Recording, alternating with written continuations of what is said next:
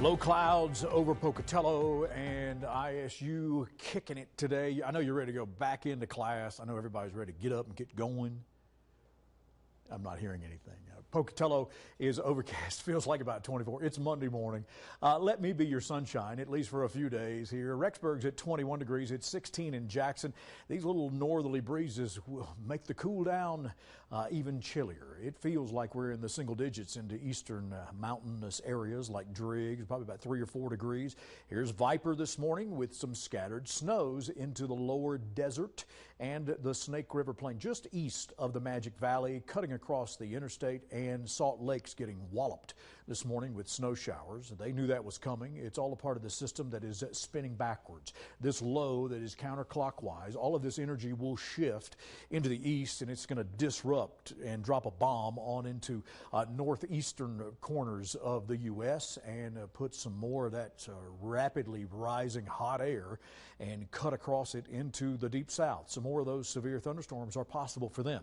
Around here, we're getting the backlash with cold air this morning, and 12 in Driggs, 16 in Jackson, 19 in Pinedale, and in the upper 20s for Pocatello, mid-20s on into Mackey and Arco, with breezes picking up into the lower valley areas about 10 to 17 miles an hour, and gusts we've seen already up to 30 into Twin Falls. Nothing really substantial right now other than chilly conditions. It feels like it's about 4 in Driggs and Victor, 13 in DeSoto, and about 9 into Mackey today. Wind advisories in effect, and that's going to continue into late tomorrow. It will be cloudy today. There'll be some snow showers, especially later into the Central Valley areas. There may be 2 to 4 inches of snow that shows up between now and late tomorrow into Pocatello. Winds out of the west at 10 to 15, and that's mainly into that southeastern highland area. You look at Ingham and you go, wow, okay, so scattered showers and storms, the backlash of that low, and it pushes from the north, and the winds begin to change out of the west. Things clear for us into Tuesday, and then we begin to see maybe some hope at the end of the week.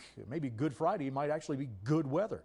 We're going to see winds picking up 10 to 20 plus miles an hour, gusts up to 30. That wind advisory stays with us on into tomorrow afternoon, and it will be brisk into the central Snake River Plain. Now, I'm going to extend this on into Tuesday, and you're going to see the snows begin to gather due to the southerly push that we're getting from the system, and then the backlash on over into Wyoming. So as you head into the lower part of our viewing area, Pocatello, and points east into Wyoming, there may be several inches of snow by the time we get into tomorrow morning. So snow develops late this afternoon and into overnight hours, and you're going to wake up tomorrow morning with some breezes and blowing snows. 33 McCammon, Upper Valley, 36 St. Anthony, 34 Swan Valley, 35 Chalice, and below freezing into Arco today with a snow push around into Aberdeen as well. It'll be 36 into Burley for you all. Blackfoot, look at those clouds. We haven't even made the change over to color television yet here because we're still inverted from overnight to infrared. 25 and good chances